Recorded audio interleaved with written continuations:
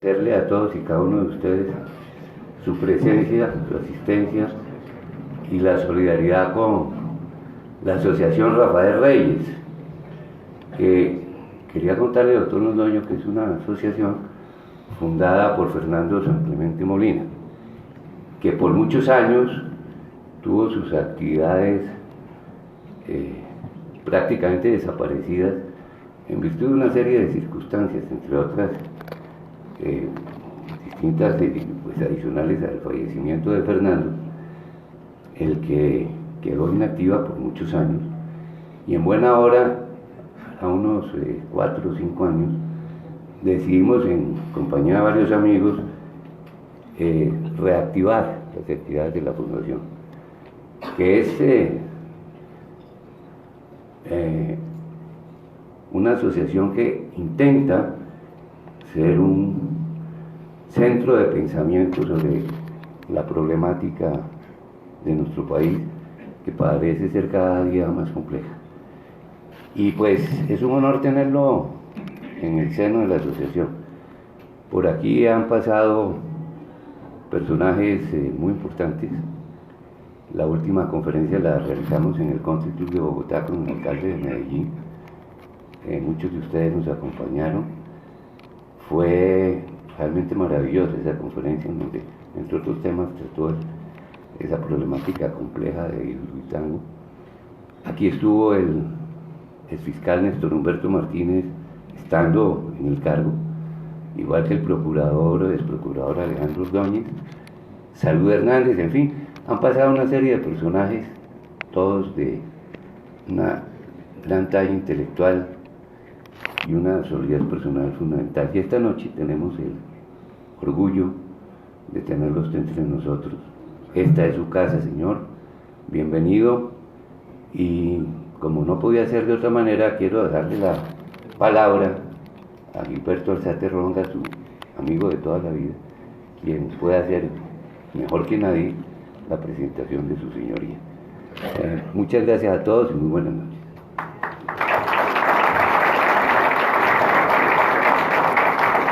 Bueno, muy buenas noches a todos, gracias por su asistencia. Como siempre que se habla del nombre de Fernando Londoño, hoy se nos va a desbordar el auditorio. Cuando se sabe que Fernando habla, todos los auditorios se quedan pequeños. Pero agradecemos su asistencia y pedimos excusas a quienes no logren asiento porque se nos desbordó la convocatoria de esta conferencia. Fernando Londoño Hoyos no necesita presentación, es ampliamente conocido de todos ustedes, por eso no me voy a referir a sus calidades intelectuales, que son excelsas. Es portador de una inmensa cultura en los más diversos campos, catedrático en ámbitos de la economía y de muchas de las áreas del derecho, que evidencian que él es un abogado que ha tenido un ejercicio en los más diversos campos, de manera con mucha solvencia en cada uno de ellos, de manera que es un abogado integral. Conoce a profundidad muchas áreas del derecho donde se ha desempeñado con lujo de competencia, y ese es un fenómeno extraño porque habrá quizás en algunas disciplinas del derecho que otros tengan eventualmente mayor conocimiento, pero ninguno tiene un conocimiento tan profundo y de tantas áreas del derecho como Fernando Londoño Hoyos. En el ámbito económico también es conocido por su conocimiento y capacidad y la orientación que es capaz de dar sobre los temas económicos, economista también de profesión, de manera que no hay por qué extenderse en estos aspectos de su personalidad. Yo simplemente quería señalar un aspecto quizás no suficientemente conocido de su personalidad, porque Fernando es un amigo de sus amigos, profundamente entrañable. Frente a la amistad no conoce la prodiga a manos llenas, no conoce límites ni frontera en la solidaridad y el apego. Pero también quería señalar que es una persona de inmensa sensibilidad. Quienes oímos con frecuencia su noticiero cuando Fernando se refiere a situaciones dramáticas de esas que vive el país que comprometen la suerte, que afectan sensiblemente a determinados núcleos o personas de nuestra población, que lamentablemente en nuestro medio cada vez se extienden y agudizan. Ve uno como a Fernando se le quiebra la voz al referirse al dolor de los otros, porque Fernando además es una persona profundamente que reacciona con mucha firmeza frente a la injusticia, injusticias que en nuestro país cada vez son más señaladas y producen más y más dolor. Y por último, lo que quería reseñar es que para mí, que he sido su amigo, que esa amistad es para mí uno de los tesoros más importantes que me ha regalado la vida. Quisiera decir que es un honor presentarlo hoy ante ustedes para escucharlo. Fernando es, por otra parte, no solo un hombre inmensamente culto, sino de profundas convicciones, convicciones que a su turno son el resultado de sus inmensas lecturas y estudios y la reflexión profunda sobre los más diversos temas, y que se incrustan en el alma cuando son producto de ese conocimiento y de esa profunda reflexión, de manera que cuando Fernando habla con profunda convicción, y cuando esas convicciones son de esa naturaleza, pues entonces la voz se agiganta y se encarna inclusive en el cuerpo. Es el verbo y el pensamiento hecho carne. Así habla Fernando, es un polemista que naturalmente provoca inmensas adhesiones, es referente y estandarte para muchos colombianos, y también provoca reacciones y actitudes adversas, como se desprende de una persona que tiene tan señaladas condiciones de líder como Fernando Londoño, aunque nunca ha practicado la política en el sentido convencional, pero siempre sobre los grandes temas nacionales ha expresado su opinión, y es, como lo reitero, una guía para muchos de los colombianos. Tenemos pues el honor de presentarlo, promovida esta reunión por la Asociación Rafael Reyes, y con ustedes entonces Fernando Londoño, que todos queremos oír.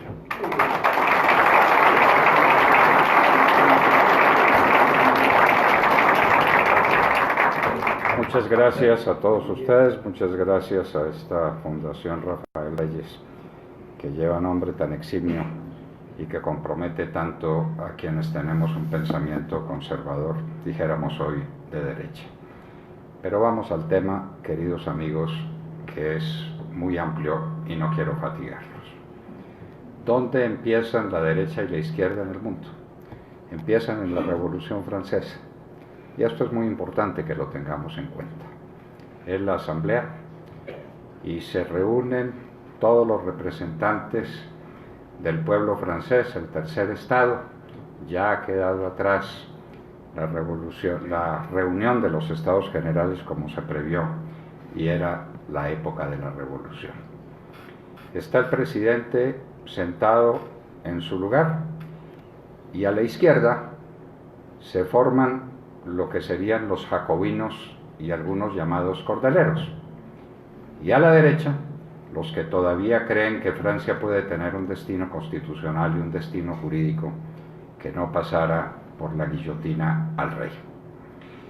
Entre esa derecha hay unos particularmente importantes y significativos para nuestra historia, que son los girondinos, que son relativamente de derecha, pero que no quieren posar de enemigos de la izquierda. Ya veremos lo que les pasó. Y en la mitad, en la inmensa mitad, lo que se llama la planicie, la historia de siempre. Los que tienen convicciones de izquierda, los que tienen convicciones de derecha, y los que están en la mitad, que no tienen convicciones en un sentido ni en otro, sino que se mueven al vaivén de las circunstancias. La izquierda jacobina se hizo cargo de la Revolución Francesa y resolvió que había que matar al rey. Y entonces, ¿qué iba a hacer la derecha? Algunos, fuertes en sus convicciones, se opusieron, y los girondinos tambalearon y mataron al rey. A Luis XVI no lo mató la izquierda, sino que lo mataron los girondinos. No corrió mucho tiempo, y los jacobinos se encontraron con que los girondinos no eran suficientemente de izquierda, y los pusieron fuera de la ley, hors la loi, y resolvieron que para ellos también era la guillotina. Muchos salieron corriendo por los caminos de Francia, los capturaron como si fueran lobos feroces, los trajeron a París y un buen día los guillotinaron a todos. Señores, la izquierda sabe guillotinar y los que coquetean con la izquierda terminan guillotinados. Ese fue el comienzo.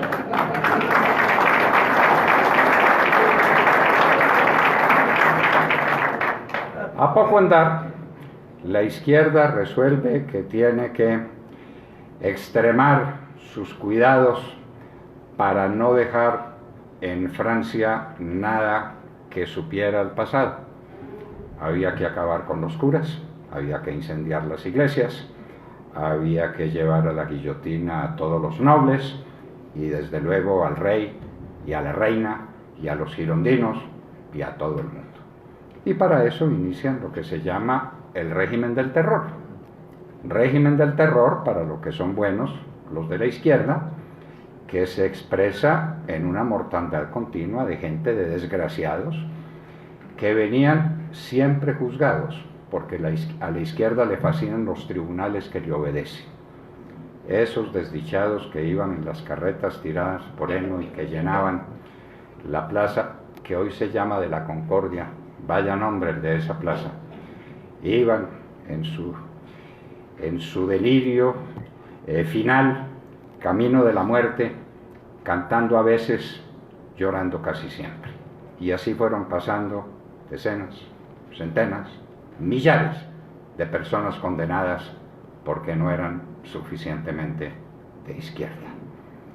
Recuerden ustedes cuando una valerosa mujer levanta la voz y dice: oh libertad, qué crímenes se cometen en tu nombre, Madame Holland.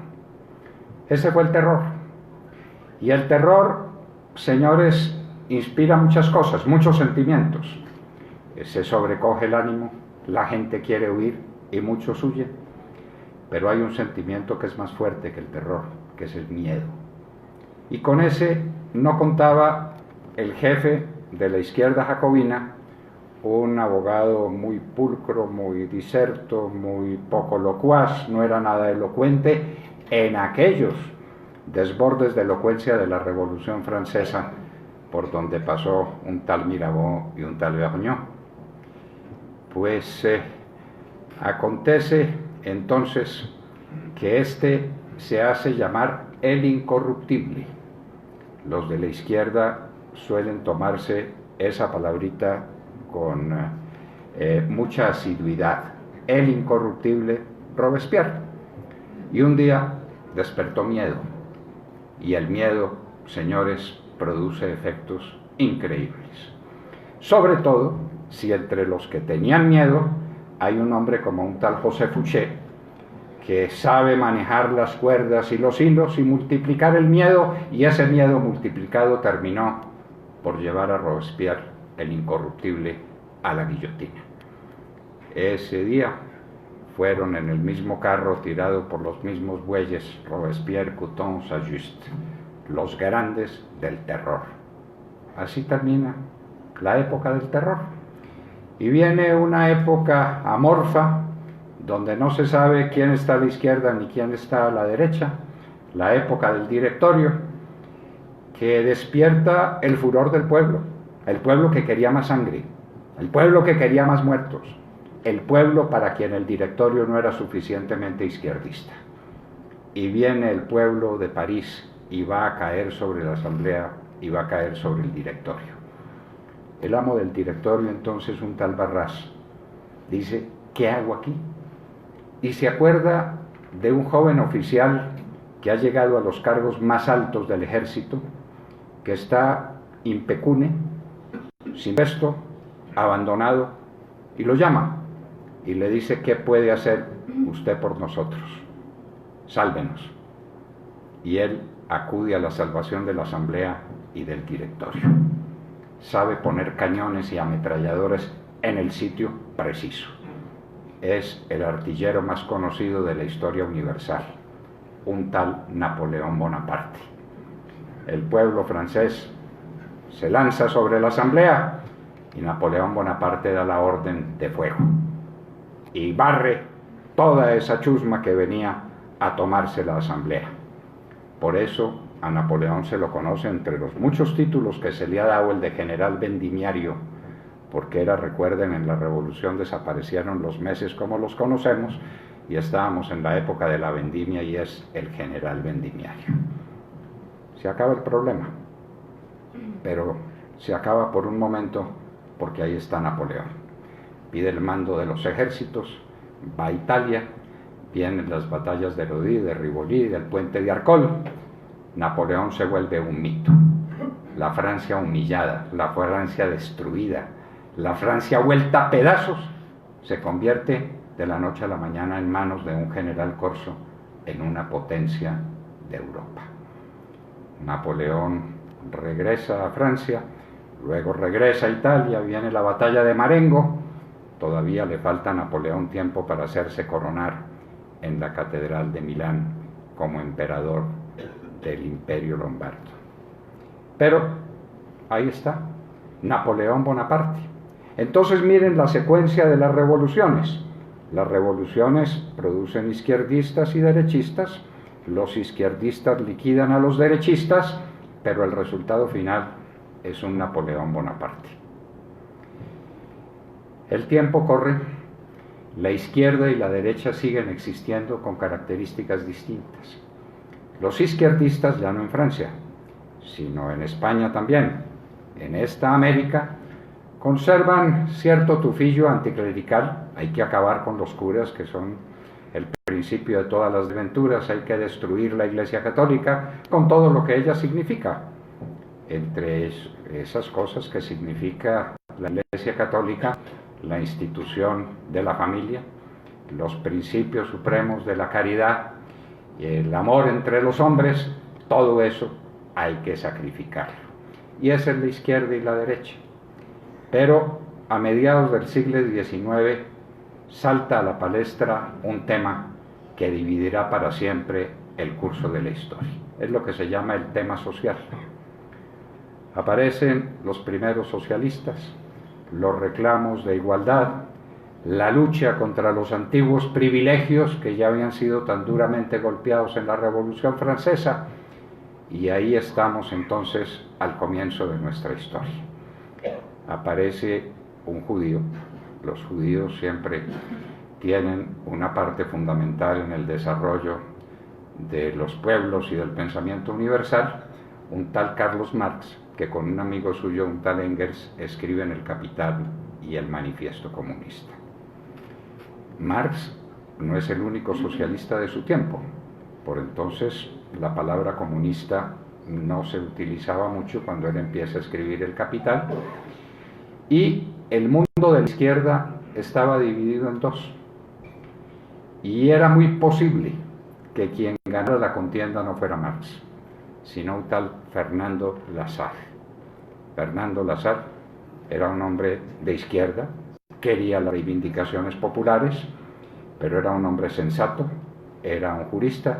Con él hubiera sido muy distinta la historia de la humanidad. ¿Pero qué pasó? Mi profesor de Historia de las Ideas Políticas, Leopoldo Primni, el padre, no el comunista hijo, no, el padre, grande pensador, grande político, uno de los más grandes profesores que pasaron por las cátedras universitarias, decía que la historia había cambiado detrás de los verdes ojos de una bella princesa austríaca. Lassalle estaba enamorado, pero desgraciadamente había otro que también estaba enamorado, se retaron a duelo y murió Lassalle. Y por esa circunstancia el mundo fue marxista y no lasallista. Y la humanidad hubiera sido distinto. Los ojos de una mujer muchas veces han cambiado el destino de la historia. Viene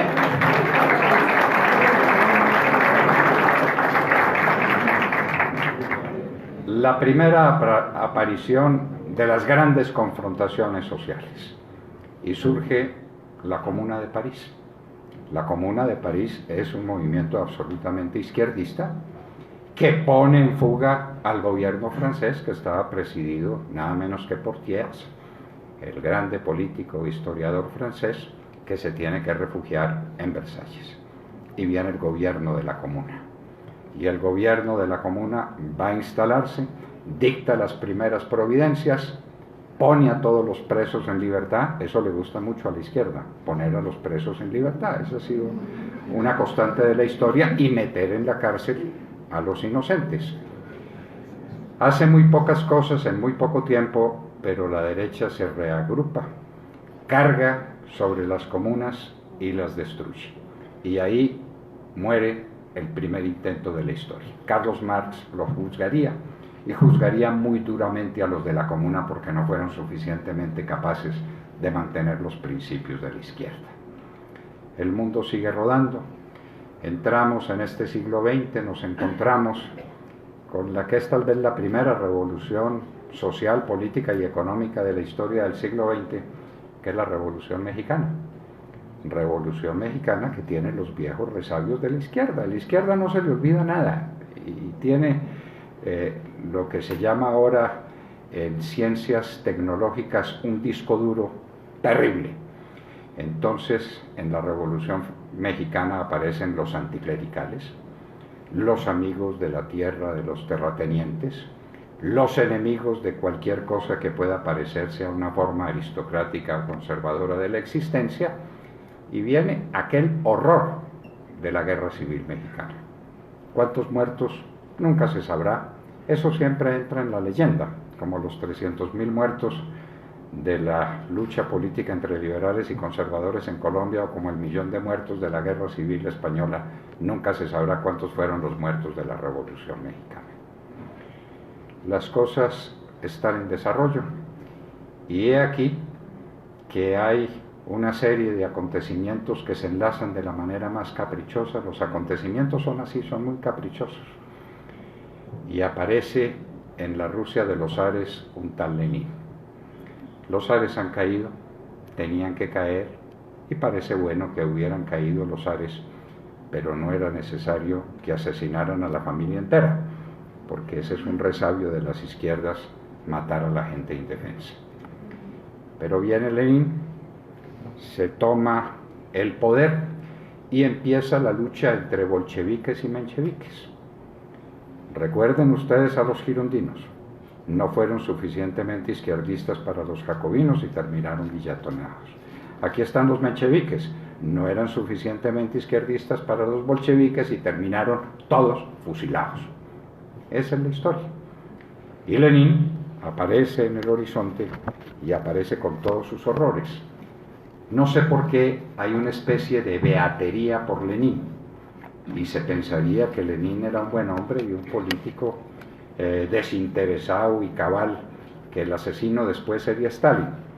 Les voy a leer un parrafito que le manda Lenin a las personas a quienes les está dando órdenes para disponer de los kulaks. ¿Quiénes eran los kulaks? Los campesinos rusos, que se negaban a entregar su tierra, que se negaban a entregar sus granos, que querían hacer una resistencia. Camaradas, la sublevación kulak, estoy haciendo una traducción de un texto en francés, me perdonan si puede haber equivocaciones.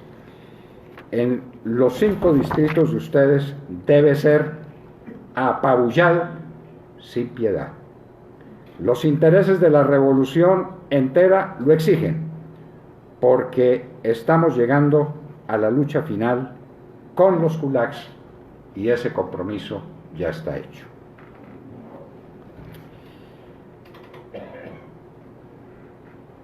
Es preciso que no menos de 100 kulaks ricos, bebedores de sangre, sean asesinados. Hay que colgarlos. Y cuando digo colgarlos, de manera que la gente los vea. Hay que tomar todo su grano, hay que identificar los rehenes como lo hemos indicado en nuestro telegrama de ayer. Hacer esto de manera que a centenas de leguas a la redonda las gentes lo vean, tiemblen, sepan y se digan: ellos matan y continuarán matando a los kulaks que están sedientos de sangre. Telegrafien que ustedes han recibido y ejecutado esta instrucción. Vuestro Lenin. Este es el patriarca, este es el buenazo de Lenin. Los izquierdistas son así. Cuelgan a la gente, pero de manera que se vea a la distancia, para que todo el mundo tiemble de terror. En la continuación de esta lucha social y económica, viene la pelea por la sucesión de Lenin, porque un pistoletazo le cortó la carrera política. Yo no sé si oportuno o inoportuno el pistoletazo, eso la historia no se ha puesto de acuerdo, y viene la lucha por la sucesión. Y hay un elemento singular: el heredero de Lenin no era de ninguna manera Stalin. El heredero de Lenin era Trotsky. Trotsky, que se sentía el dueño, que se sentía el jefe, y no hizo ningún esfuerzo porque sabía que iba a ser reconocido por las masas. Trotsky había sido el hombre de la revolución del 17. Él lo hizo todo. Toda la estrategia del 17 fue de Trotsky. Pero Stalin era lo que llamaríamos aquí en buen romance un manzanillo, y entonces manejaba los hilos de las cosas y se confabulaba con poderes, y cuando Trotsky menos pensó, estaba derrotado por Stalin, y surge el stalinismo, la izquierda stalinista. Y la izquierda es, señores, como Stalin les dijo que fuera.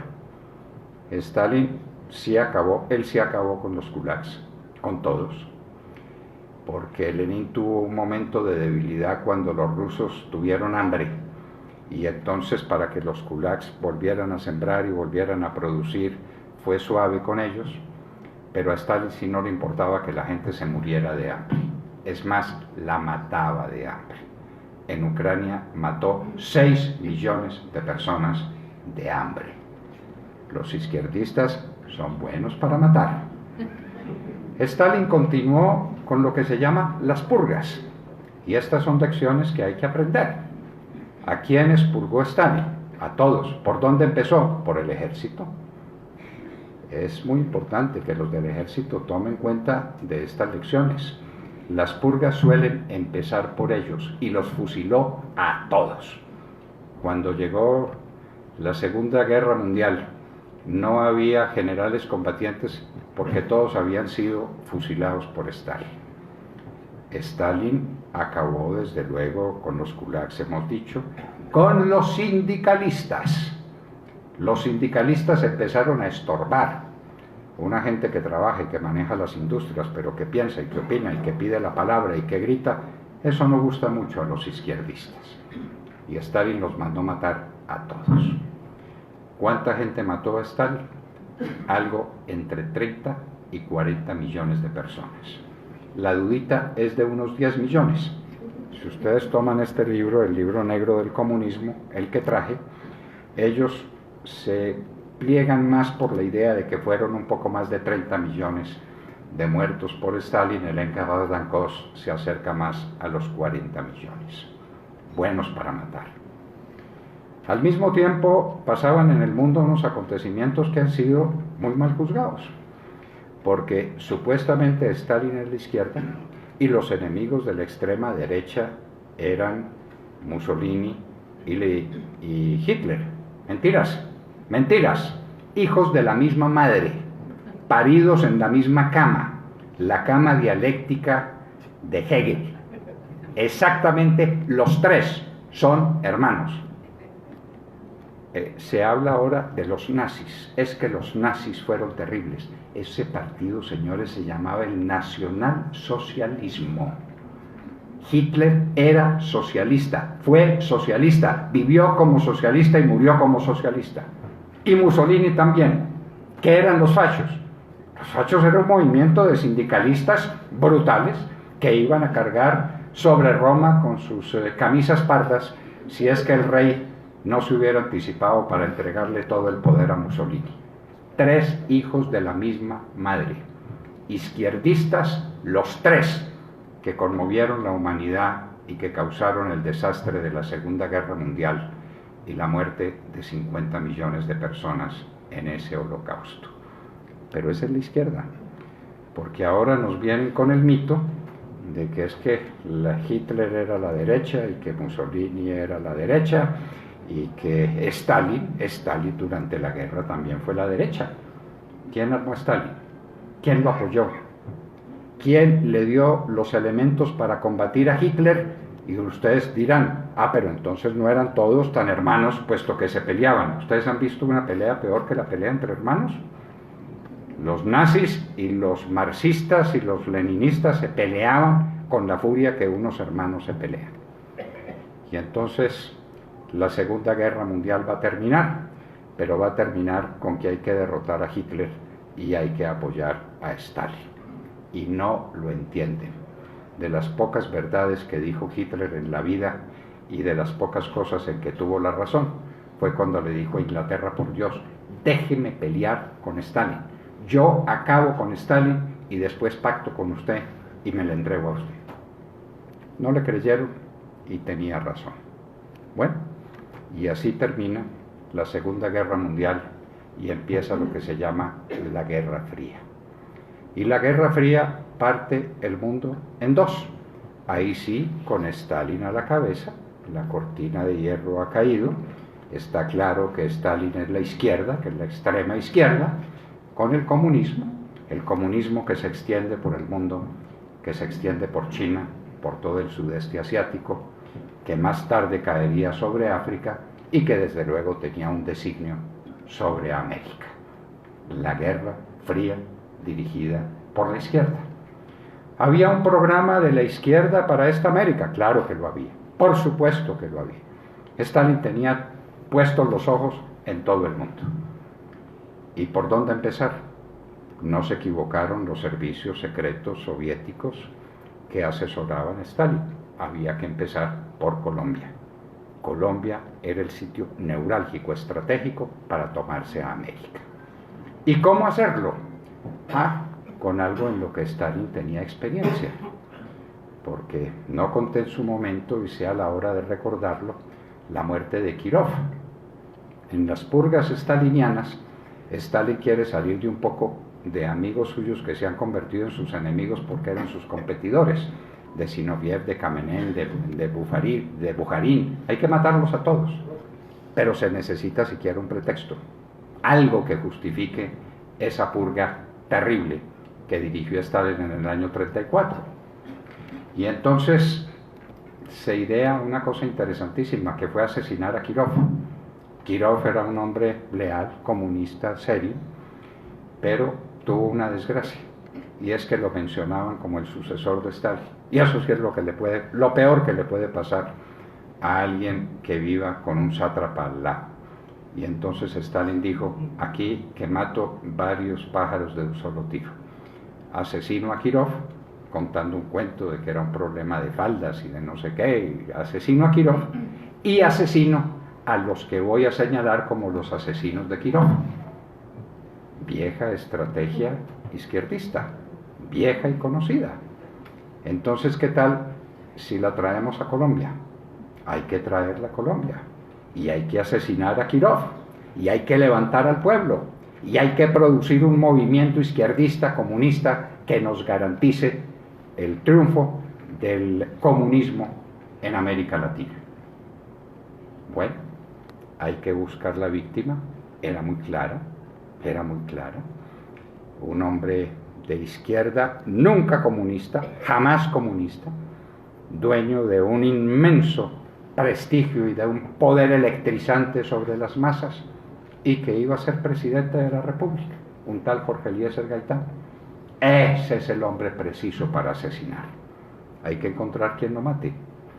Y entonces busca quién, y se encuentra un gángster, un hombre salido de la Universidad de la Facultad de Derecho de La Habana, un bandido, ya tenía un muerto a sus espaldas, y era un hombre capaz de todas las audacias. Y se lo trae para Bogotá. Es un tal Fidel Castro, que viene con 3 amigos más, hacen contacto con Gaitán, están aquí dizque en una reunión de estudiantes que coincide nada menos que con la reunión en la que se fundaría la OEA, donde estaba todo el patriarcado diplomático de América encabezado por Marshall, el hombre que salvó a Europa y que cambió la faz del mundo. Aquí estaba Marshall. Pues Fidel Castro da su vuelta, mata a Gaitán, nunca se sabrá quién apretó el gatillo y no importa.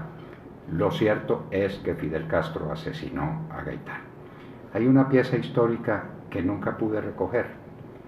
Cuando se cumplieron 50 años del 9 de abril, un periodista que se llama Yamid Ahmad, de esos de la planicie, ¿no? Interroga a Fidel Castro y le pide que le cuente cuál fue su participación en el 9 de abril en Bogotá, y Fidel Castro le cuenta, un hombre de una memoria prodigiosa, que está en un sitio que se llama Las Aguas, me parece que se llamaba Las Aguas. Llego a una calle, allá todas tienen número, me parece que es la 7, y voy hacia la Plaza de Bolívar, caminando hacia la Plaza de Bolívar, paso por unas iglesias, llego a una calle muy ancha que no tiene número, sino el nombre de una persona. Le dice Yamid: Jiménez de Quesada. Ese Jiménez de Quesada. Paso la avenida Jiménez de Quesada y oigo unos disparos. Párense ustedes en la avenida Jiménez de Quesada con carrera séptima, den unos pasos y acérquese al sitio donde fue asesinado Gaitán. ¿Cuántos metros? Fidel Castro estaba, dicho por él mismo, en el sitio donde asesinaron a Gaitán, y eso no era una coincidencia. No contaban con la reacción del país, no contaban con un presidente que prefería estar muerto o fugitivo, no contaron con muchas cosas, y el 9 de abril fue un fracaso que se convirtió en el éxito de la violencia liberal conservadora. Los liberales y los conservadores, nuestros padres y abuelos, resolvieron matarse por cuenta de Gaitán entre los años 48 y 53. Esa es la izquierda y ese es su ingreso al país. Viene el golpe de Estado del general Rojas Pinilla el 13 de junio del 53, las guerrillas se entregan, las señoras distinguidas de Bogotá ya no hacen más test para financiar las guerrillas del Tolima y las guerrillas de Guadalupe Salcedo en los llanos orientales. El país queda relativamente en paz y desgraciadamente al general Rojas Pinilla le pasa lo que a tantos, y es que se aficiona al poder, y entonces viene el movimiento bipartidista, la más grande operación política que Colombia conoció en su historia, que fue el Frente Nacional. Derrotan a Rojas Pinilla sin disparar un tiro, lo mandan para el exilio y Colombia respira. Pero no por mucho tiempo, porque la historia es muy curiosa, la historia es muy caprichosa y da vueltas, y a veces vueltas alrededor de sí misma. Esto estamos hablando del 10 de mayo del 57, y el 1 de enero del 59 entraban las hordas castristas a La Habana victoriosas. Y Fidel Castro asume el poder, coquetea con los gringos un poquito, los gringos se dejan coquetear cuando alguien les quiere coquetear. Su hermano Raúl sí era de convicciones claras, convicciones marxistas. Fidel parece que no lo era, no tenía más convicciones que la de un hombre aficionado al poder y aficionado a otras cuantas cosas non santas, pero con los días resuelve declararse marxista y encuentra el apoyo de la Unión Soviética, nada menos que eso, y entonces tenemos Fidel Castro lleno de poder, financiado por los rusos. Y los rusos le dicen, bueno, usted es el hombre clave en esta guerra contra los Estados Unidos, pero nos tenemos que tomar a Colombia, nos tenemos que tomar a Venezuela. Usted lo vence. Y viene la organización de las guerrillas. Se recogen para eso los viejos que llaman ahora combatientes, unos asesinos, a los que dan ese libro combatiente. Y entonces recoge a las FARC y se pone a educar, entre comillas, puesta la palabra en Cuba, a quienes traerían la insurrección, la violencia, el izquierdismo a Colombia. Y entonces así apoya al EPL, apoya al ELN, que es de corriente de Mao, apoya al M-19, apoya a todos los bandidos que en Colombia han sido, y los arma y los manda a matar colombianos.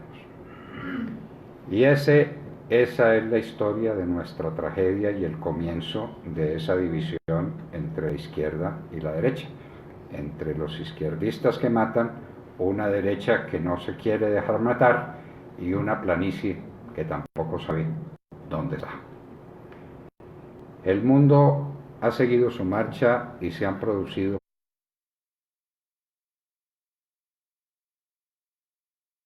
unos acontecimientos singulares en la historia de la humanidad. Uno de ellos tiene que ver con el que será el país más poderoso de la Tierra en poco tiempo, que se llama la China. La China se hace a un marxismo extremo, virulento, a la sociedad sin clases, a la guerra contra todas las formas de capital, y ahí quedan los chinos. Nunca se sabrá cuántos chinos mató Mao Zedong, nunca, porque de Stalin hay aproximaciones y cálculos. La China queda más lejos y es más difícil hacer esos cálculos, pero Mao Zedong mató muchos millones de chinos y los enderezó con el comunismo y los puso a montar en una bicicleta vieja con un overol raído por unas calles vueltas pedazos, y ahí los tuvo. Ese era el destino de los chinos. Vale la pena seguir la historia para contar que un día a un chino se le ocurrió decir: esto de ser pobres es muy maluco, ¿por qué no mejor nos volvemos ricos? ¿Y uno cómo se vuelve rico? No hay sino una fórmula: volviéndose capitalista, es decir, volviéndose liberal, es decir, volviéndose de derecha. Y dice: pues hagámoslo. Y entonces se montan en ese carro de la victoria, viendo que sus vecinos, que inclusive habían formado parte de China, como los taiwaneses y como los de Hong Kong, y un poco más al sur los coreanos y los de Singapur, habían probado la receta con unos éxitos asombrosos. Se habían vuelto ricos, recibiendo capital extranjero, tecnología extranjera, habían abierto sus puertas, en terminología marxista se habían dejado explotar de lo lindo, hasta que aprendieron. Y entonces ya no se dejaron explotar, sino que fueron ellos actores en este drama, porque es un drama positivo del capitalismo en el siglo XX. Y entonces la China dice: ¿y yo por qué no? Yo también. Y resuelve la China a abrirle los brazos al capital extranjero y a dictar unas reglas de comportamiento económico más liberales que la que existe en los Estados Unidos. Ahora va a haber una reunión entre Trump y Xi Jinping. ¿Cuál de los dos es más derechista? Es la pregunta que nos hacemos. Y ustedes se estremecerán y dirán: ¿cómo? ¿Los chinos derechistas? Pero claro, capitalistas, liberalismo económico puro. Eso es derechismo absoluto y total, que son los chinos. Ya pues habíamos tenido la caída del muro de Berlín y el mundo había descubierto finalmente todas las miserias del régimen, todas las miserias del sistema. Y entonces allá también empezaron a jugar al capital, y hay naciones de esas europeas que se están volviendo riquitas y que tienen democracia y que tienen participación en libertad y que quieren vivir de otra manera. La Europa oriental que fue sojuzgada por Stalin. El mundo estaba cambiando, el mundo era diferente. Y esa diferencia del mundo supuso un viraje radical hacia la derecha. Yo les pregunto a ustedes ahora, de acuerdo a los parámetros que estamos estudiando, ¿China es un país de derecha o de izquierda? Para mí es profundamente derechista, con un sistema político que no podrá ser compatible a largo plazo con la libertad económica. Eso tiene que chocar, y chocar en muy corto término. Y en China vamos a ver en corto espacio un sistema democrático de alguna naturaleza y con alguna extensión, y ya ha empezado. Al interior del Partido Comunista Chino hay unos cambios muy sobresalientes que no han sido suficientemente advertidos. Y entonces se acabó el comunismo, diríamos, se acabó. Se cayó el muro de Berlín, la Europa Oriental entra al régimen capitalista, se mete en la Unión Europea, China abandona eso de la lucha de clases en China. Hombre, ¿cuál lucha de clases? A crear industria, a construir grandes puentes, gigantescos edificios, a enriquecernos como locos, a ser capitalistas. Y entonces, ¿qué destino le queda al comunismo?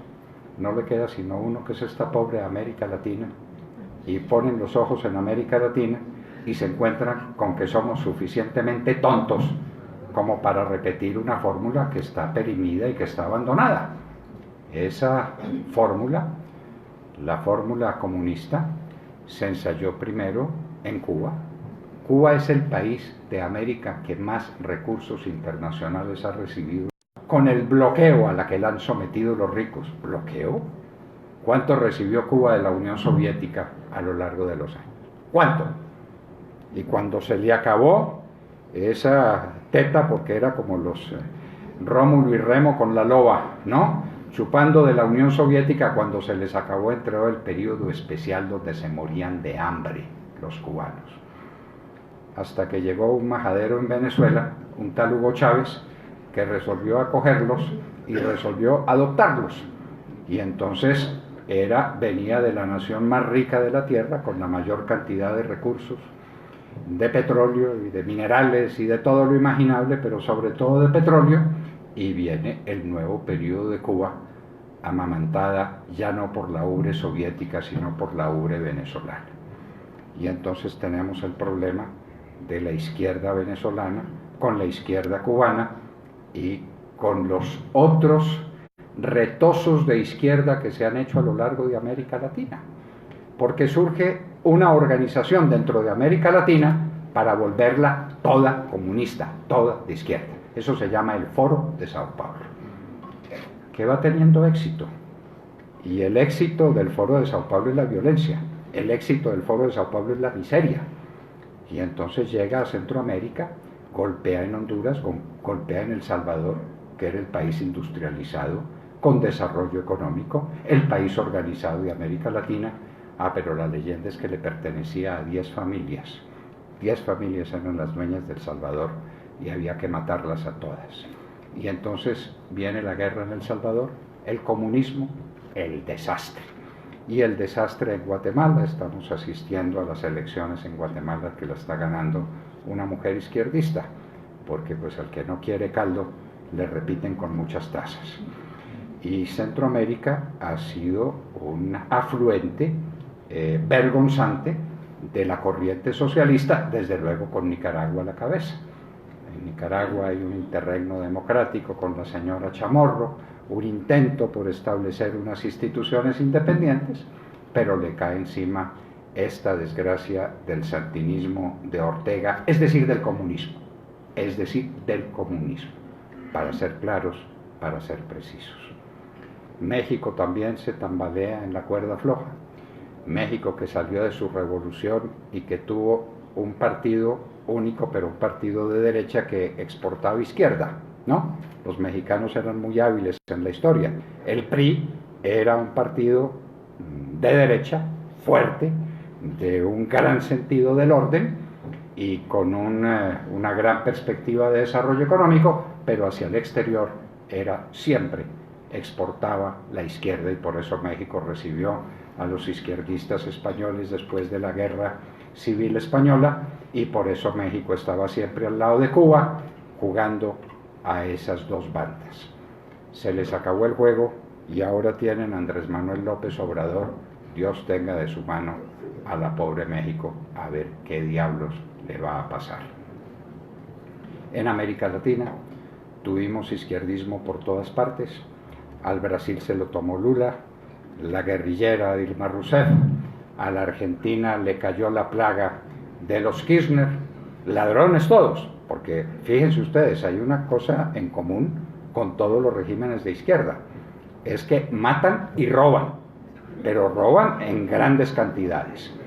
Así pues que tuvimos a Cristina Fernández de Kirchner y tuvimos un ejemplo que vale la pena mirar, el ejemplo de Chile, porque Chile cayó en manos del comunismo con Salvador Allende, íntimo amigo de Fidel Castro. Fidel Castro pasó meses en Santiago de Chile, inmediatamente después de que Allende llegara al poder con una minoría relativa. Ese tema es muy importante, queridos amigos. Los comunistas nunca han sido mayoría, nunca. Ellos saben manejar las minorías y tomarse el poder con minorías. ¿Cómo llegó Allende al poder? Con el 28% de los votos. Pero vino el enfrentamiento entre la democracia cristiana con el Partido Liberal y el señor Frei, con tal de no tener que darle la razón a los liberales, se unió con Allende, le dio los votos a Allende y vino la tragedia de Chile. En Chile se produjo lo que se produjo donde quiera que llegue el izquierdismo. El izquierdismo es un fabricante de muerte y es un fabricante de miseria, con una eficiencia sencillamente espectacular. Y Chile fue el país más pobre de América Latina. Yo lo conocí, no lo tienen que contarme, era secretario de la Federación Latinoamericana de Bancos, recorría el continente entero y yo veía a los chilenos haciendo cola y les preguntaba, ellos son muy cordiales, ¿usted qué está comprando aquí? Y me contestaban, cualquier cosa, lo que vendan me sirve. Los chilenos tenían hambre, señores. Yo pagué el Hotel Carrera de Santiago de Chile y me costó $1 la noche, en el hotel más distinguido de Santiago de Chile. Así valía el dólar en las calles con respecto a los escudos. Allende acabó con el país. Hoy es el mártir de la democracia, Salvador Allende, en los altares de la democracia universal, un gran bandido, un gran ladrón. Contra tu esposa, ese es uno de los casos más curiosos de la dinámica política. Él había estado casado con una señora, con doña Hortensia Vigi, me parece que se llama doña Hortensia, y entonces llegó al poder y dijo, pues yo necesito esposa porque pues mi compañera sentimental, como ahora se dice, es mi secretaria La Payita, pero yo necesito una esposa, y contrató a la señora Hortensia para que recorriera el mundo como la esposa de Salvador Allende. Hasta esos extremos llegó. Y entonces quería dar el golpe final, y el golpe final, como siempre, era acabar con el ejército. Los ejércitos tienen una deliciosa manera de no darse cuenta de que quieren acabar con ellos, pero el ejército chileno se dio cuenta, y había un general que era bastante menos bobo de lo que estaba calculando el señor Allende, que se llamaba Augusto Pinochet, y se le anticipó y le hizo el golpe del 11 de septiembre y lo iba a poner preso, pero Allende prefirió suicidarse y puso presos a unos cuantos, desapareció a otros, lo que me parece una equivocación política monstruosa. Dijo, bueno, esto hay que recuperarlo. Y miren lo que son las cosas de la vida. Y dijo, ¿y cómo lo recupero? Nombró un ministro de Hacienda, un señor Lenis, que yo conocí, que no daba pie con bola. Allende había dejado el país en la ruina más absoluta, y alguien le dijo, hombre, hay un muchacho muy inteligentón y muy capaz que estudió en una universidad muy famosa, que es la Universidad de Chicago, y lo llamó, y él dijo, yo le acepto, pero si me deja traer todo mi equipo. ¿Y quién es su equipo? Mis compañeros de estudio en la Universidad de Chicago, somos todos alumnos de Milton Friedman, y la receta es una receta liberal, de derecha, absolutamente liberal, en el sentido que la palabra tiene, la expresión tiene en la Europa moderna, porque somos liberales. Álvaro Gómez Hurtado decía con toda razón que era el último de los liberales, ya no estaba quedando ningún otro. Bueno, y entonces Pinochet les dijo, yo no entiendo lo que ustedes me proponen, pero háganlo, no pierdo nada con eso. vinieron los Chicago Boys, implantaron una economía de libre mercado. Chile se tuvo que salir del Pacto Andino, recuerden, porque estábamos jugando a expatriar el capital extranjero, no lo recibíamos, no lo admitíamos. Las empresas extranjeras se tenían que convertir en mixtas, porque la soberanía, la soberanía nacional.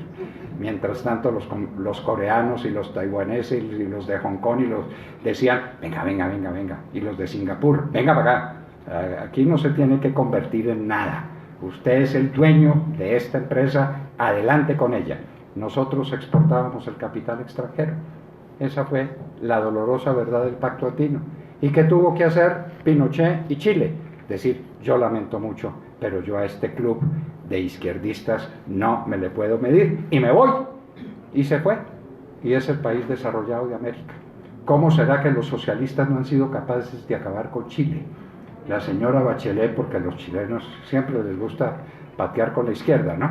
Entonces eligen a la señora Bachelet, está unos años en el gobierno y no ha sido capaz de destruir a Chile, que sigue siendo la nación, la única nación desarrollada de América, porque tiene un sistema liberal de economía real. Alguna cosa se trató de hacer en la Argentina, Martínez de Hoz fracasó, una historia larga para ser contada. Hubo una época en que los militares brasileños hicieron lo propio. Ustedes saben que hubo varios años en los que el Brasil crecía más que el Japón.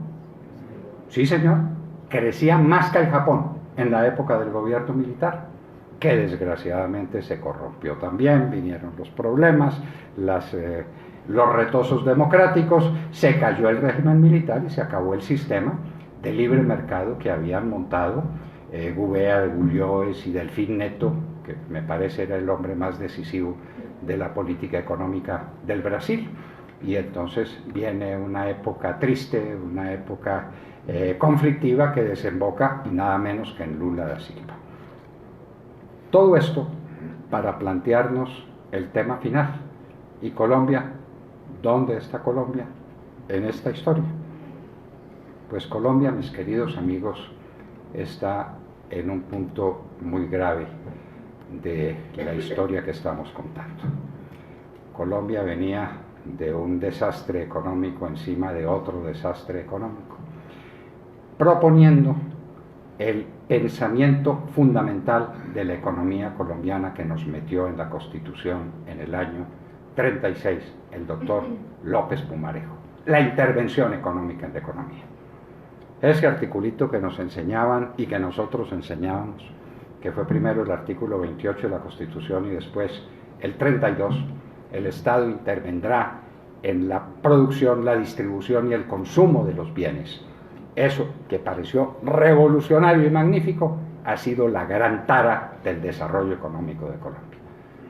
Yo les propongo a ustedes esto, tenemos tan poco tiempo para tan largo tema, les propongo que lean un tratadito de Ludwig von Mises sobre el intervencionismo económico, escrito en 1920, como si lo estuviera escribiendo para nosotros hoy.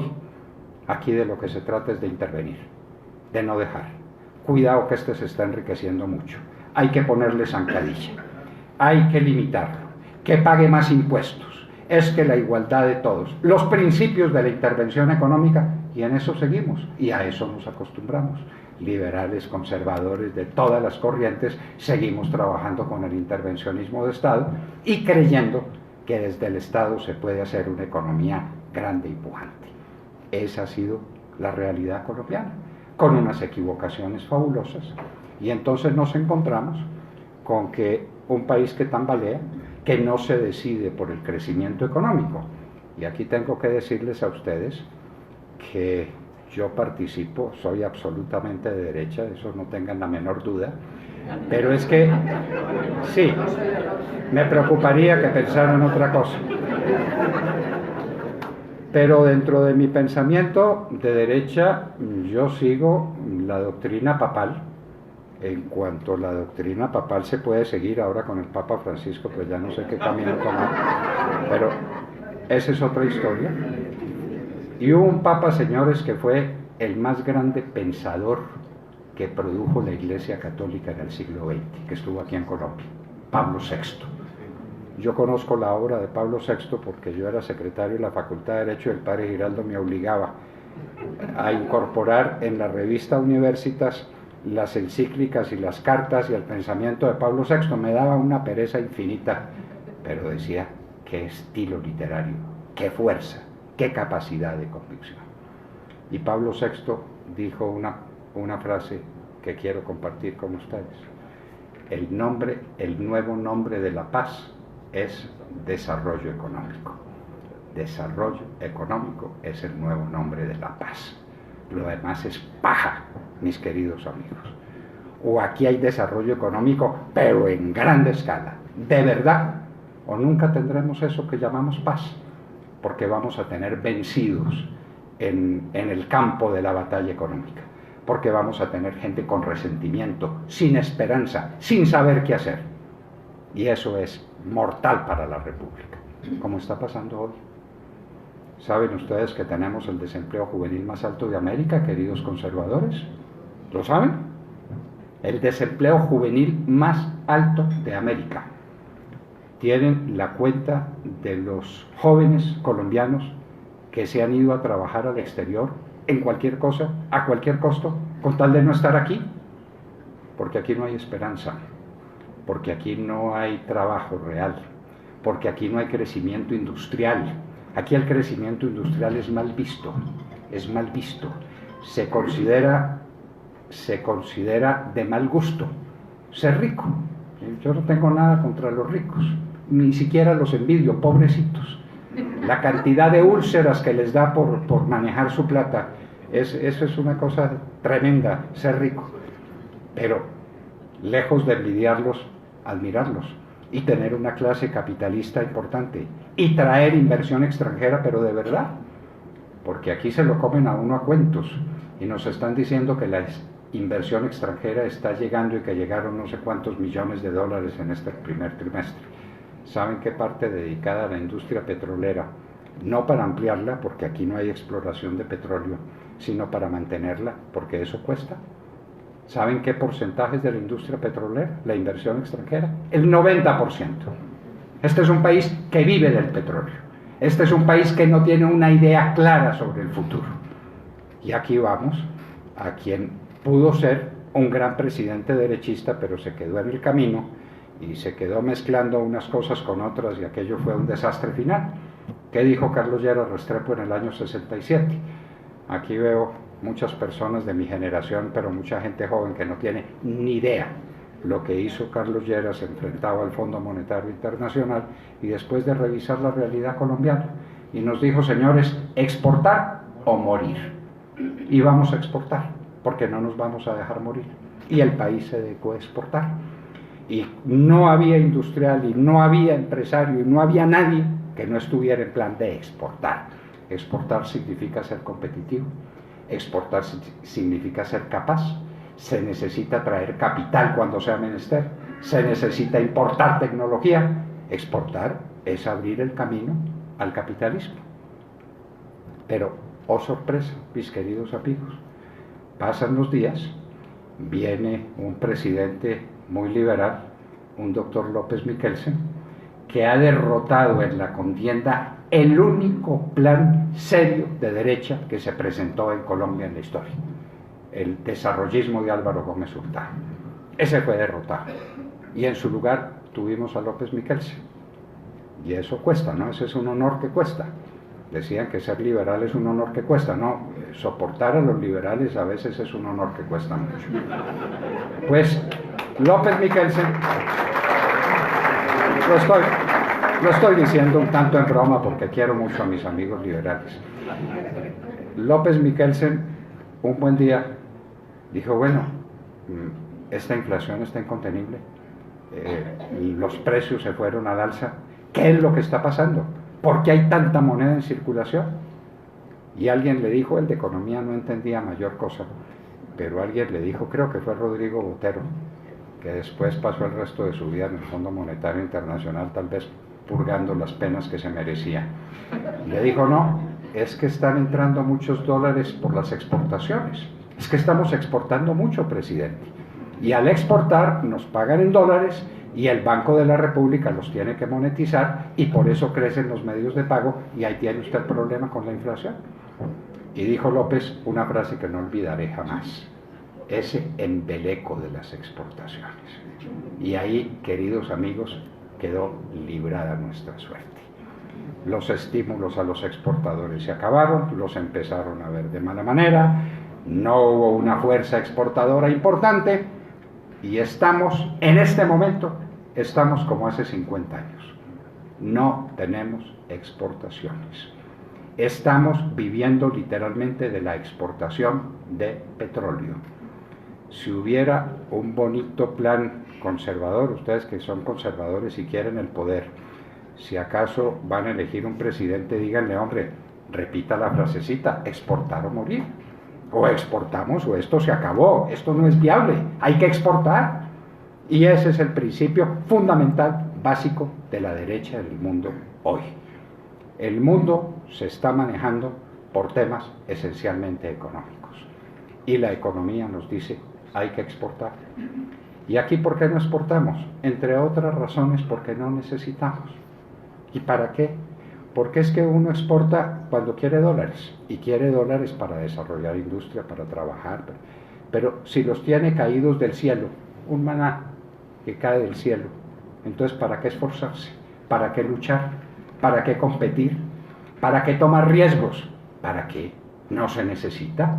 Y eso fueron los que nos enseñaron unos próceres, un tal Pablo Escobar, un tal Rodríguez Gacha, un tal Rodríguez Orejuela, y ahora unos tales miembros de las FARC nos enseñaron que esto es con cocaína y que esto es con marihuana, y por eso Colombia no tiene que exportar ni que producir. ¿Para qué?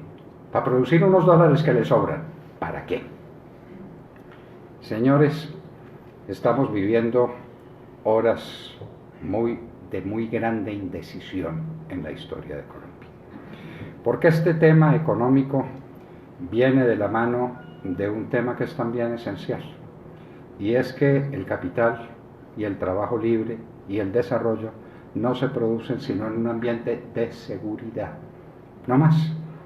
La seguridad es, como dicen los filósofos del derecho, si quieren me pongo en esa lista, como decimos los filósofos del derecho, un valor jurídico fundante.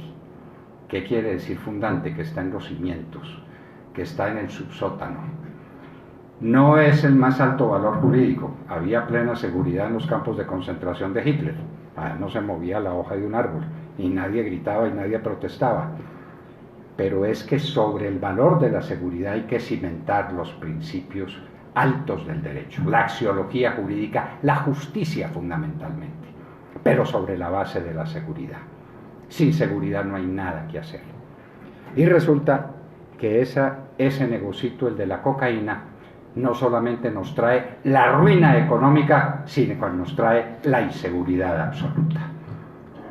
Y eso fue lo que encontró un conservador, que esperamos que no se nos vuelva a liberar pronto, un doctor Álvaro Uribe Vélez, que dijo, aquí tenemos que crecer en economía y tenemos que derrotar el narcotráfico y tenemos que abrirle las puertas a los empresarios para poder hacer una política social. Política social, y hay que crear las familias guardabosques, en fin, hay que hacer unas inversiones y desde luego hay que hacerlas para darle oportunidad a la gente. Y entonces esa es la base. Y vamos a derrotar el narcotráfico, y ese es nuestro objetivo, y lo derrotó. Y lo derrotó con unas medidas muy claras y muy fuertes.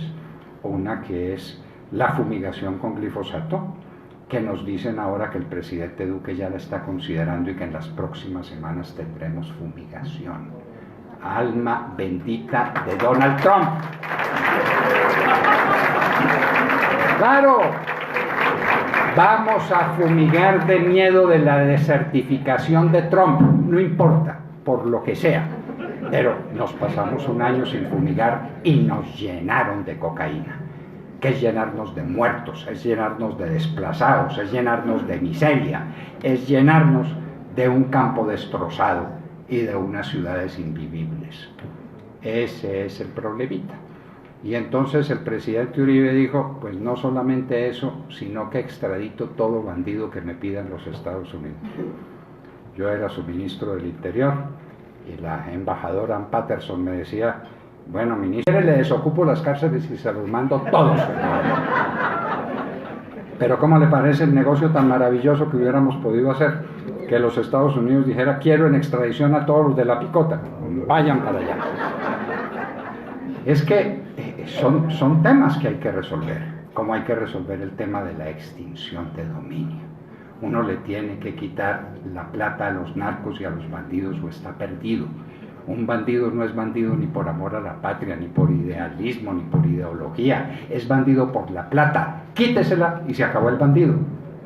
Bueno, y dictamos una ley de extinción de dominio. Aquí veo que nos acompaña el coronel Plazas, que fue durito de mano.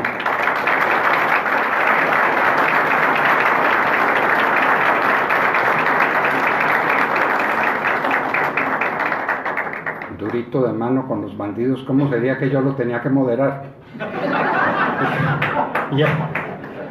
Y entonces se les quitaban los bienes y se hacía una extinción de dominio de la que llama el presidente Duque Express, solo que no la practica y no entiendo por qué. Esto es diciendo y haciendo, y hay que quitarle los bienes y se les quitan los bienes. Ah, no, es que la policía se incautó de no sé cuántos bienes. Hablen de tonterías. ¿Dónde están las sentencias de los jueces? Las quiero ver. Los jueces no dictan sentencias de extinción de dominio, porque nos están pasando otras cositas. Y es que por lo que llaman la guerra, a través de la violencia, no se pudieron tomar el país. Pero alguien se leyó a un tal Gramsci, yo no sé quién desgraciado fue a descubrir a Gramsci. Dijo, hombre, esto no es con batallas. Tómese las instituciones por dentro, las instituciones claves. Estos burgueses no las saben defender. Estos conservadores entregan esos poderes y los entregamos. No entregamos sino la justicia y entregamos la educación. No más que eso. Y estamos entregando el ejército. Lo estamos entregando. Allá, pues, tenemos, al mismo tiempo que tenemos al general que tenemos como comandante del ejército, también hubo un hombre Flores que anduvo por ahí, en La Habana, de manera que la suerte no está librada del todo. Se están tomando las instituciones por dentro y nos dejaron sin administración de justicia. ¿Quién cree en la administración de justicia en Colombia? ¿Quién? ¿Quién la respeta? Nadie. Ah, pero es que hay una razón que muchos desconocen. ¿Sabían ustedes quién nombra a los jueces en Colombia? Los políticos, a través de una cosa terrible que se llama el Consejo Superior de la Judicatura, que es el que hace las listas de los tribunales. Los políticos nombran a los jueces. Entonces, el principal elector de jueces en Colombia es Edgardo Maya y el segundo es Ernesto Samper. Y no le digo más, ¿para qué seguimos? ¿Para qué seguimos? ¿Qué justicia tenemos? Una justicia parcial, una justicia arrodillada, una justicia interesada, una justicia politizada, dicen. Pero, ¿cuál politizada? Pero si nace de un origen político, ¿cómo la quiere? ¿Cómo quiere? Pero claro, no se le pueden pedir peras al olmo. Y esta es una justicia corrupta, de arriba abajo. Tratamos de enderezar ese entuerto en la época del presidente Uribe, y por ahí anda algún proyecto que hice para reformar la justicia en Colombia cuando era tiempo y cuando podíamos volver a la vieja cooptación. La vieja cooptación era el sistema, malo como todos los sistemas, pero el menos malo de todos los demás. Un magistrado se iba y los otros magistrados nombraban su sucesor, y uno generalmente no quiere tener un mal compañero ni un compañero mediocre, generalmente. Es un fenómeno psicológico obvio, y las afinidades selectivas funcionan como quería John Wolfgang Goethe. Y entonces los magistrados nombraban magistrados que eran de nivel, que eran capaces, y había que volver a eso para tener una justicia imparcial, una justicia seria, una justicia no politizada. Pero desgraciadamente eso no ocurrió. Entonces, queridos amigos, estamos en un entredicho bien complicado.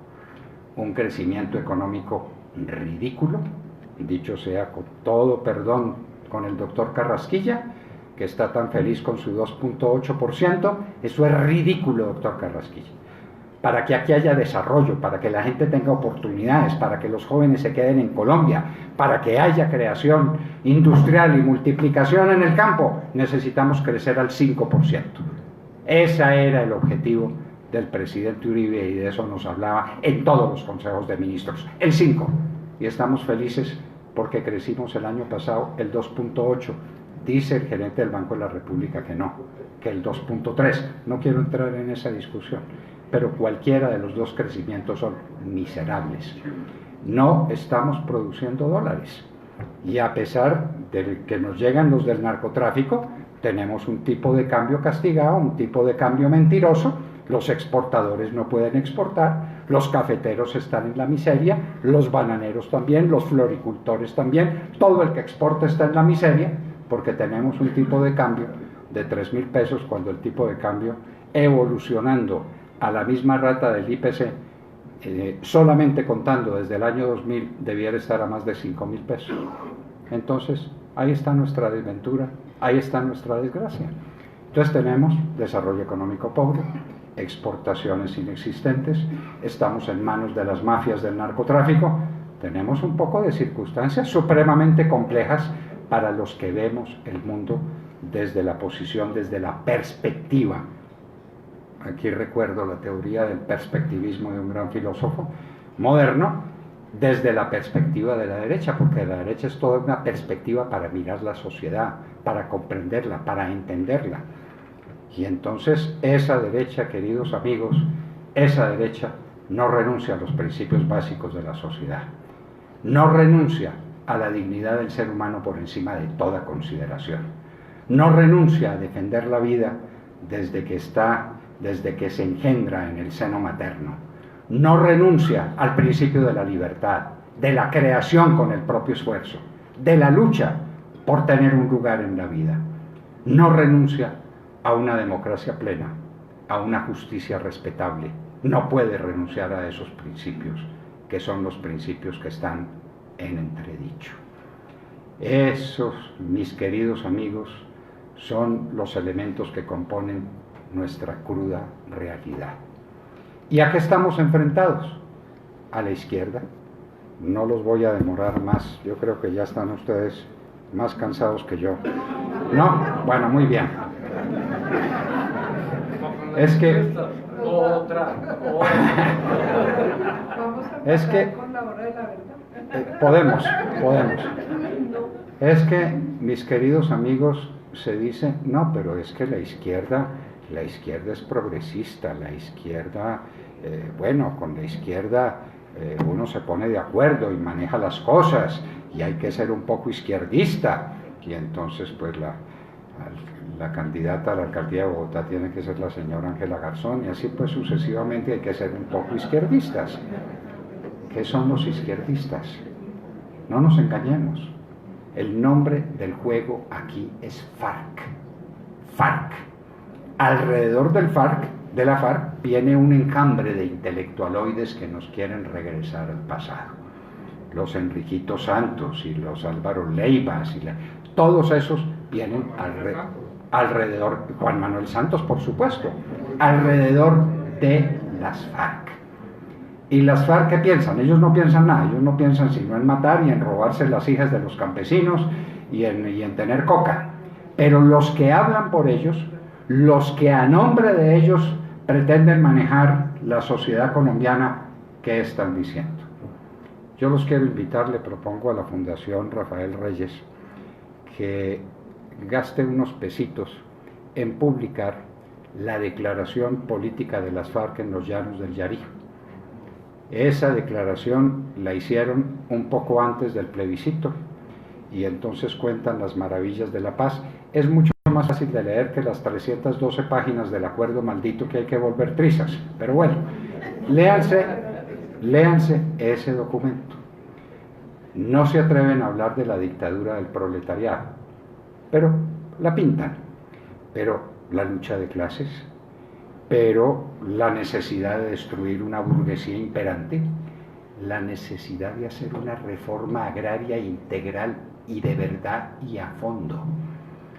Como no se han querido leer ni el acuerdo con las FARC, ni la declaración de los Llanos del Yarí, yo le pregunto aquí a los especialistas, ¿cuántas hectáreas de tierra le van a entregar a las FARC en virtud del acuerdo? Si lo cumplen. Si Duque dice que cumple el acuerdo, les tiene que entregar una cantidad de tierra. ¿Cuánta es? 13 millones de hectáreas. 13. 3 inmediatamente, es el primer contado. 3 millones de hectáreas, que obviamente será de las mejores tierras, porque no se le pueden entregar a los campesinos tierras donde no sean capaces de sembrar y de sobrevivir. Y los otros 10 millones de hectáreas vendrán inmediatamente después en un proceso paulatino de expropiaciones o de adjudicaciones de baldíos para que tengan 13 millones de hectáreas. ¿Quiénes? Los amigos de las FARC. Y eso no lo ha leído nadie, y eso no lo estudia nadie, y eso no impresiona a nadie, y dicen, adelante, vamos a cumplir los acuerdos con las FARC. Hoy el presidente Duque desde Londres, está pues allá en Londres porque esto por aquí está muy maluco, entonces desde Londres ha dicho que él sí está cumpliendo los acuerdos con las FARC y sobre todo que los va a cumplir rigurosamente, y yo me estremezco. Digo, Dios mío, no se ha leído ni los acuerdos ni la declaración de los Llanos del Yarí. El narcotráfico queda en manos de ellos. Es entregar la solución de un crimen al peor criminal de la historia, que es el cartel de las FARC. Eso sí no se le había ocurrido a nadie, sino a Juan Manuel Santos. ¿A quién se le ocurre semejante cosa? Bueno, ahí está dicho en la declaración de los Llanos del Yarí. Está dicha una transformación en la política regional que no se ha empezado a aplicar. Señores, los conservadores que teóricamente dicen que sus grandes bases están en el campo, sepa que les van a quitar el campo entero. Hablan ahí en la declaración de los famosos 16, de las 16 curules que les iban a entregar, y que tienen tan desvelado al doctor Roy Barreras, está desesperado porque se las vuelvan a dar. Ahí hablan de eso. Y hablan de un tema muy interesante. No había pasado el plebiscito, y dicen, señores, todas estas maravillas que se han logrado, esta paz que va a ser el triunfo contra las viejas maneras de explotación del trabajo colombiano, contra la oligarquía colombiana, con esas palabras o con otras. Esto, señores, va a quedar refrendado por el pueblo colombiano en el próximo plebiscito. Hay que decir sí, porque sí es el triunfo final de la paz. Porque una vez que digamos sí, seremos dueños de este país. El país nos pertenece. El sí es la puerta de entrada, la puerta grande de entrada a las grandes transformaciones nacionales. No sabían lo que les iba a pasar. No sabían que este país sigue siendo un país conservador, de alma conservadora, profundamente conservador, y que la gente iba a salir a votar ese día, se iba a levantar de la cama a decir no porque no entrego mi patria, no porque no traiciono mis principios, no porque no me dejo dominar por bandidos, ni por el doctor Santos, ni por sus amigos. Y después de que cometieron todos los atropellos, todas las vagamunderías, ¿qué no hicieron para ganar el plebiscito con un sí? Y el pueblo dijo no. Y asunto concluido. Para las FARC ni se proponían el tema del no. El no sería la hecatombe. El doctor de la Calle dijo, si el pueblo dice no, se acabó el acuerdo de paz y no hay nada más que discutir. Santos dijo, no, tengo que pensar en renunciar. El no fue el acabose. Y resulta que se robaron el no, entre otras porque se fueron a negociarlo a la carrerita. Santos sabe eso de jugar las cartas, sabe. Él tiene lo que llaman el poker face, ¿no? Cara de bandido que no se inmuta con nada jugando póker, y entonces se robó a los negociadores, se robó el país, se robó el no, se robó a Colombia. Y entonces ahora nos dicen que tenemos que cumplir un acuerdo de paz al que el pueblo colombiano le dijo no. Pero es que no entienden la palabra no, no saben lo que significa un no rotundo del pueblo colombiano. Y la Corte Constitucional, que es una corte de sinvergüenzas, y espero que no haya aquí ningún pariente de un magistrado, pero si no se lo puede ir a decir, una corte de sinvergüenzas, dijo que ese no del pueblo quedaba sustituido y derogado por una proposición que se había aprobado en el Senado de la República, una proposición. Y entonces quedamos con que el no se convirtió en sí, y que tenemos un acuerdo con las FARC, y que según ese acuerdo con las FARC, mis queridos amigos, Colombia no es viable, Colombia no es posible. En el acuerdo con las FARC está dicho, entre otras cosas, que no puede haber explotación de petróleo no convencional o por la vía del fracking. No sé a qué hora salgan a decirlo. Mire lo que convinimos en La Habana, el fracking está prohibido. Está prohibida, por supuesto, la libre empresa, está prohibido el campo libre, está prohibido el desarrollo económico en gran escala, está prohibido el país. Queridos amigos, este juego con la izquierda es un juego duro. No se les olvide que la izquierda miente, que la izquierda mata, que la izquierda roba y que la izquierda obra a través de unos jueces que son siempre jueces obsecuentes y vendidos. Así asesinaba Hitler a sus amigos, a Kamenev, a Zinoviev, a Bujarin, a todos ellos los asesinó previo proceso judicial, a todos. Ese es un sistema que tienen de antiguo. Y aquí nos asombramos y decimos, ¡ay! Y tenemos jueces enemigos, y tenemos jueces que no persiguen sino a la derecha, sobre todo si son amigos del presidente Álvaro Uribe. Y entonces esto, ¿qué es lo que está pasando? Pues ¿cómo que qué es lo que está pasando? Si es la fórmula, la vieja fórmula de todos los bandidos, de todos los izquierdistas, de los de Stalin, de los de Mussolini, de los de Hitler, de los de Mao, que todos son socialistas, es decir, comunistas. El Estado es Dios sobre la tierra, dijo Hegel, y Hegel los parió a todos, todos son iguales, el Estado es Dios sobre la tierra. Y no estamos para adorar a ningún Dios sobre la tierra, porque Dios no tenemos sino uno, y está en los cielos. Queridos amigos, estas eran las reflexiones que quería decirles a ustedes sobre esta situación de Colombia entre la izquierda y la derecha. Si queremos hacer un análisis de la situación, tendremos que decir que la izquierda nos la ganó hace rato, que tenemos que recomponer la historia, que tenemos que volver a empezar, pero con conocimiento de causa.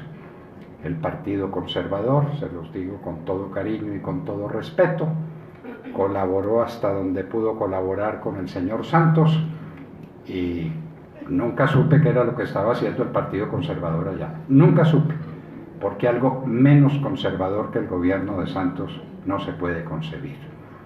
Pero lo pasado, pasado. La historia está por escribirse. Todavía nos quedan esperanzas y manera de salvar una patria.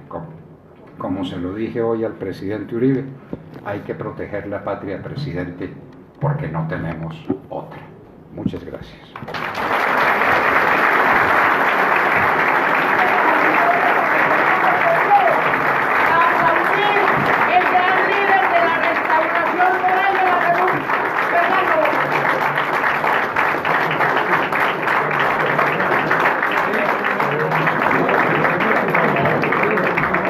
Doctor